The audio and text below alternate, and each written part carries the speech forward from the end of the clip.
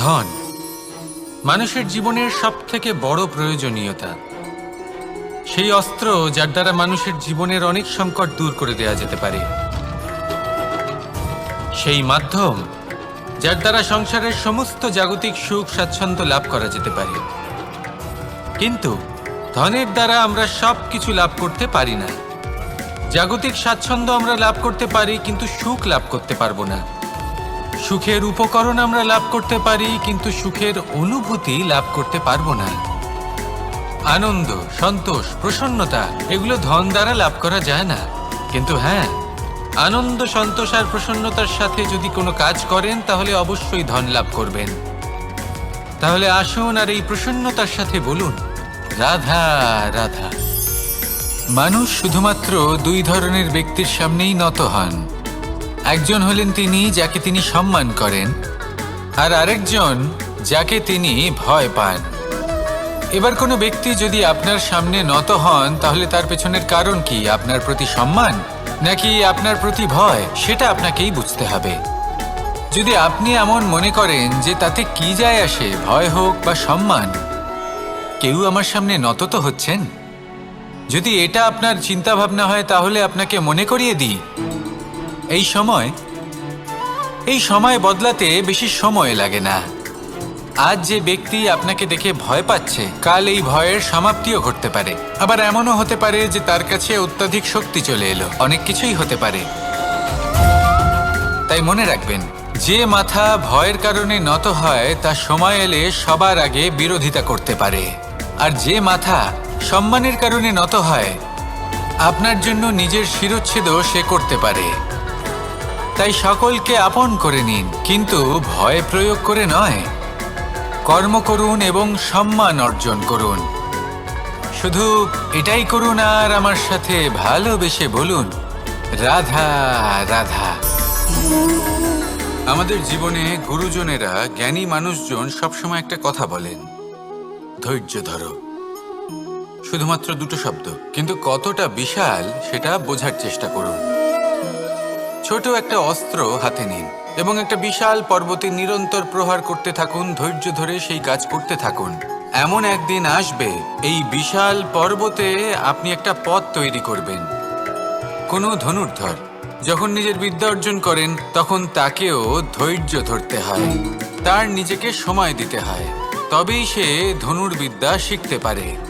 সেইভাবে আমাদের জীবনেও ধৈর্য ধরার খুব প্রয়োজন। পরিবারে ধৈর্য রাখতে পারলে তাহলে আস্তে আস্তে দেখবেন প্রেম বৃদ্ধি পাচ্ছে।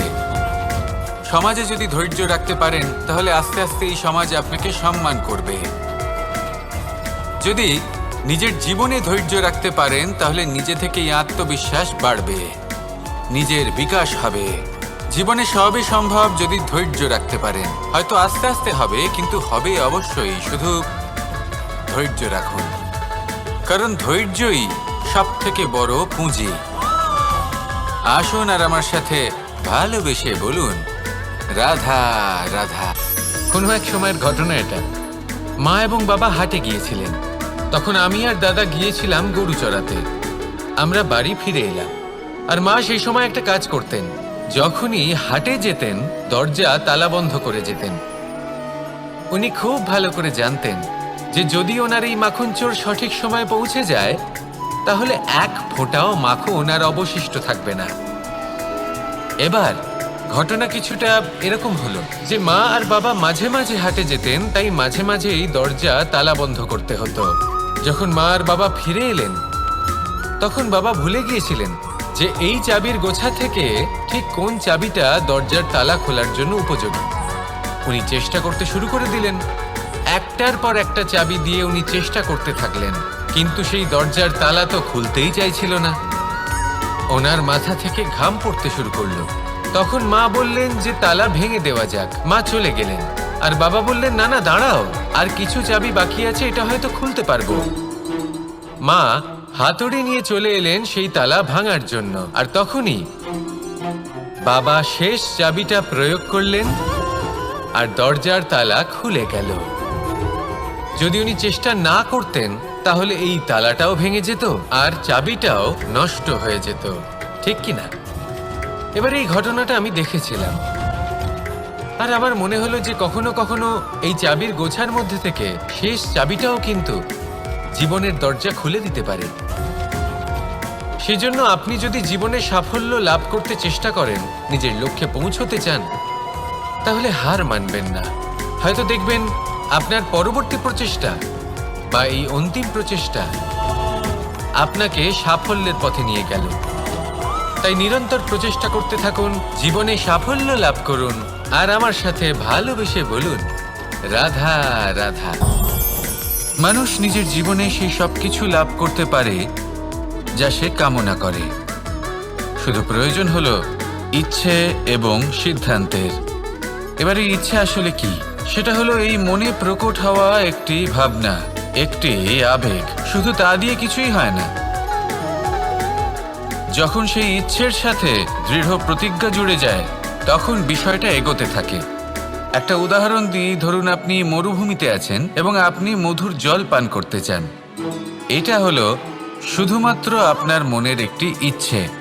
যখন এই ইচ্ছের সাথে সিদ্ধান্ত জুড়ে যায়, তখন আপনি সেই মরুভূমিতে গর্ত খুঁড়তে চেষ্টা করেন।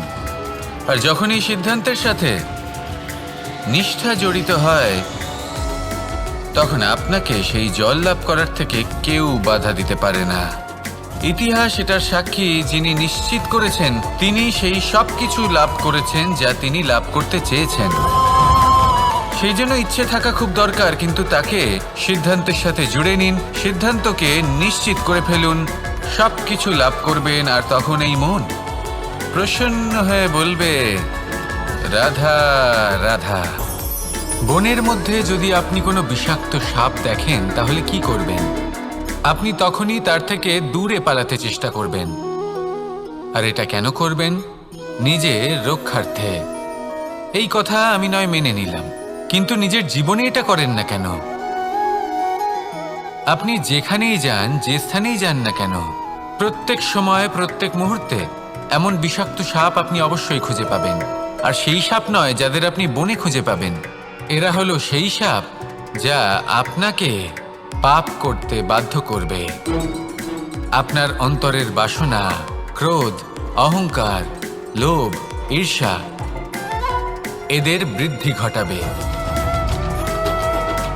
দেখুন, বনের এই সাপ আপনাকে একবার ছেড়ে দিতেও পারে, ছোবল নাও মারতে পারে, কিন্তু এই যে পাপরূপী সাপ আছে তা অবশ্যই ছোবল মারবে। কর্ম যদি করেন তাহলে অবশ্যই ফল পাবেন। সেই জন্য যখনই কোথাও যাবেন, যদি এমন কাউকে দেখেন, যদি এমন কিছু দেখেন যে আপনাকে পাপ করতে বাধ্য করছে, তাহলে সেই মুহূর্তে সেখান থেকে পালিয়ে যান। যেমন বনের সাপ দেখে আপনি পালাতে থাকেন। সৎকর্মের রক্ষা অত্যন্ত আবশ্যক। আসুন আর আমার সাথে ভালোবেসে বলুন, রাধা রাধা। এই সংসারের সব থেকে বড় সুখ কি? কেউ বলবেন নিজের লক্ষ্য প্রাপ্ত করা, কেউ বলবেন ধন উপার্জন করা, কেউ বলবেন নিদ্রাই সব থেকে বড় সুখ, কেউ বলবেন রাজ্য লাভ করা, আবার কেউ বলবেন মাতার হাত থেকে খাবার খাওয়া, আদি ইত্যাদি। কিন্তু যদি সত্যি কথা বলি, এই সংসারের সব থেকে বড় সুখ হলো সেবা করা। কখনো কাউকে সেবা করে দেখুন। এই সেবা দ্বারা অন্য কোনো মানুষের আশীর্বাদ লাভ করাতেই সুখ রয়েছে। আপনার সেবা ভাব দ্বারা যখন কোনো মানুষ নিজের অন্তরাত্মা থেকে আপনাকে আশীর্বাদ করে, তার থেকে বড় সুখ আর কিছুই নেই। কারণ প্রত্যেক মানুষের মধ্যে ঈশ্বর বাস করেন। নরের সেবাই হলো নারায়ণের সেবা। নিষ্কাম সেবা করাই হলো সব থেকে বড় সুখ। তাই নিজের অন্তরে সেবার এই ভাব জাগ্রত করুন। যে সুখের কথা আমি বলছি, সেই সুখ অনুভব করেই দেখুন। এই মন সুপ্রসন্ন হয়ে বলবে, রাধা রাধা। বায়ু পঞ্চতত্ত্বের মধ্যে তৃতীয় তত্ত্ব। কেউ একে সমীর বলে, আবার কেউ একে পবন বলে। প্রথম কথা হলো এটাই যে এই বায়ু আমাদের জীবন দান করে প্রতিদিন, প্রত্যেক মুহূর্তে। এই বায়ুর কারণেই আমরা নিঃশ্বাস নিতে পারি, জীবিত থাকতে পারি। এই বায়ুই হলো সেই যা সকল মেঘেদের একত্রিত করে একটি স্থানে আর বর্ষা ঘটায়। আর এই বর্ষার কারণেই এই ধরিত্রীতে অন্ন উৎপন্ন হয়। এই বায়ুকে দেখুন, কখনো এতটা সৌম্য যে আপনার কোনোই তফাৎ বোধ হয় না, আর কখনো কখনো এমন রূপ ধারণ করে ফেলে যে অনেক বড় বড় পর্বতের আকার পর্যন্ত বদলে ফেলে। এটাই হলো বায়ুর বিশেষত্ব।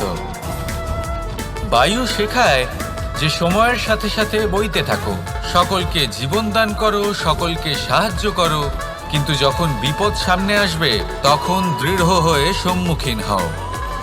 বাধা অনুযায়ী নিজেকে গড়ে নিতে হবে, আর কখন কতটা কঠোর হতে হবে আর কখন কতটা সৌম্য হতে হবে এটা বায়ুকে দেখে শিখুন, আর আমার সাথে ভালোবেসে বলুন রাধা রাধা।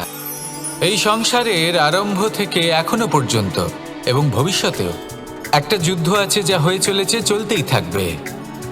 পাপ এবং পুণ্যের মধ্যে যুদ্ধ, সত্য এবং অসত্যের মধ্যে যুদ্ধ।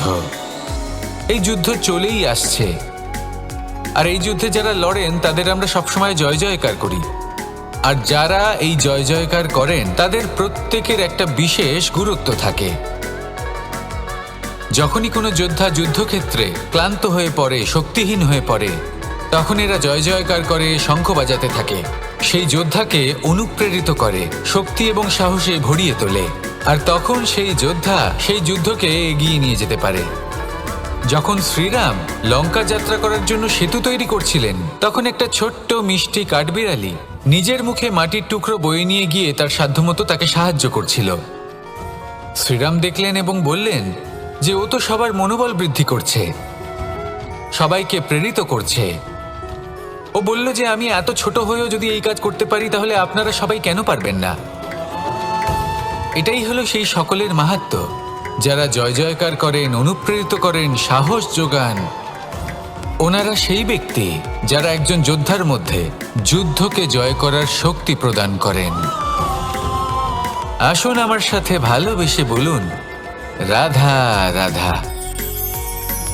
কোকিলের ডাক শুনে আমার মন প্রফুল্ল হয়ে ওঠে। কোকিল হলো আমার অত্যন্ত প্রিয়। এরকমই আরো একটা পাখি আছে, কাক। একদিকে কাক, অন্যদিকে কোকিল। এদের মধ্যে বেশি পার্থক্য নেই, কিন্তু কোকিলের কণ্ঠ শুনে সবার মন প্রফুল্ল হয়ে ওঠে। কোকিল যখন সামনে আসে তখন মন শান্ত হয়ে যায়, যখন কাক সামনে আসে তখন মানুষ দূরে পালিয়ে যায়। এমন কেন হয়? কারণ হলো বাণী। কোকিলের বাণী অত্যন্ত মিষ্টি, অত্যন্ত মধুর। সেখানেই কাকের বাণী অত্যন্ত কর্কশ শোনায়, আর কর্কশ বাণী শোনা কেউ পছন্দ করেন না। আপনি নিজেকে জিজ্ঞেস করুন, কোনো ব্যক্তি আপনার সাথে কথা বললে তার বাণী মধুর হলে আপনার ভালো লাগে, আর যদি কর্কশ হয় তার থেকে দূরে চলে যেতে ইচ্ছা করে। তাই নিজের বাণীও এইভাবেই মধুর রাখুন, মিষ্টি রাখুন। এ আমারও খুব প্রিয়।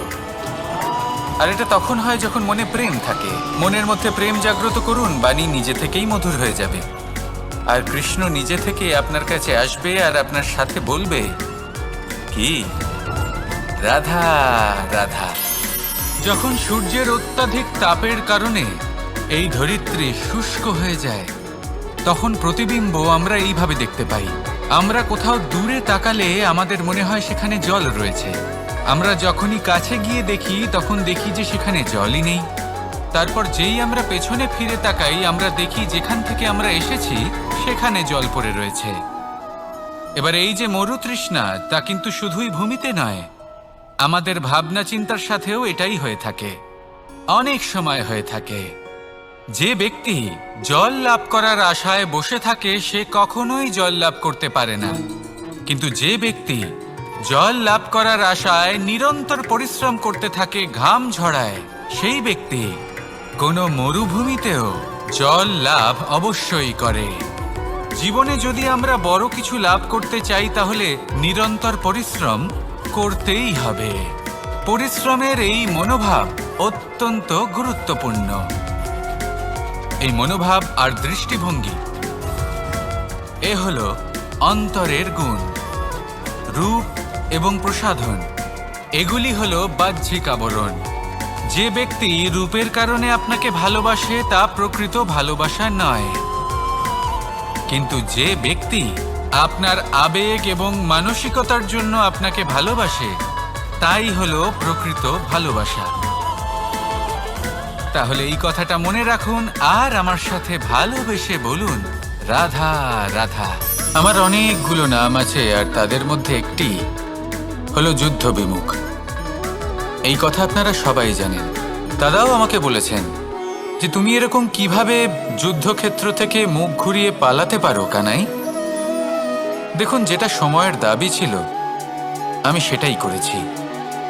যদি আমি রণভূমি ত্যাগ করে না পালাতাম তাহলে কে জানে কত সৈনিক নিজেদের প্রাণ হারাতেন, কে জানে কতগুলি পরিবার নিজেদের বাঁচার আশা হারাতেন, কে বলতে পারে হয়তো কত প্রাণী এই সংসার ত্যাগ করতেন। আর তাই কখনো কখনো যুদ্ধ বিমুখ হওয়াই শ্রেয়। কখনো জীবনের ক্ষেত্রেও এটা প্রযোজ্য।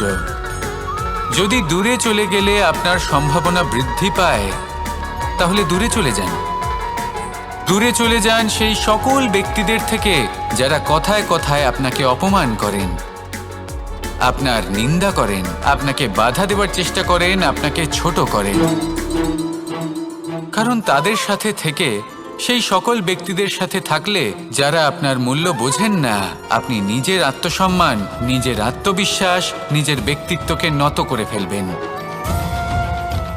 দূরে চলে যান সেই সকল সংঘর্ষ থেকে, সেই সকল পরিস্থিতি থেকে যাদের সম্মুখীন হয়ে আপনি কোনো পরিণামেই পৌঁছতে পারবেন না।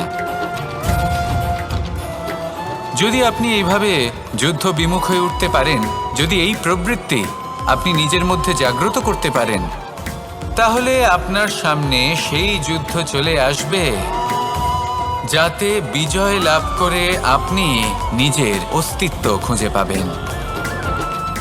আর সেটাই হলো সবথেকে বড় জয়লাভ। আসুন আমার সাথে ভালোবেসে বলুন, রাধা রাধা।